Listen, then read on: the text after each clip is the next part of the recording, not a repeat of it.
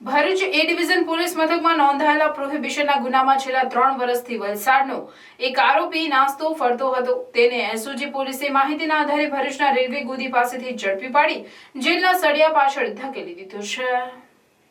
ભરૂચ જિલ્લા એસઓજીની ટીમ રાજ્યના તથા રાજ્ય બહારના નાસ્તા ફરતા આરોપીઓ પકડવાની કામગીરી કરી રહ્યા હતા. આ સમયે SOG police head constable Dharmendra જુલાલભાઈને માહિતી મળી હતી કે ભરૂચના એ ડિવિઝન પોલીસ મથકમાં વર્ષ 2021માં નોંધાયેલ પ્રોહિબિશનના ગુનામાં આરોપી અમિત ઉર્ફે રોહિતસિંહ ઉર્ફે વિનીતસિંહ ઉર્ફે રાધે ઇન્દ્રજીતસિંહ ઠાકોરને વોન્ટેડ જાહેર કરાયો હતો. તે આરોપી હાલમાં ભરૂચ રેલવે ગોદી રોડ પાસે હાજર છે, જેથી ટીમે તાત્કાલિક સ્થળ પર પહોંચી સદર આરોપીને દબોચી લીધો હતો. આરોપીને સીઆરપીસી કલમ 41(1) મુજબ અટક કરી આગળની વધુ કાર્યવાહી માટે ભરૂચ શહેર ડિવિઝન પોલીસ સ્ટેશનમાં જાણ કરાઈ છે.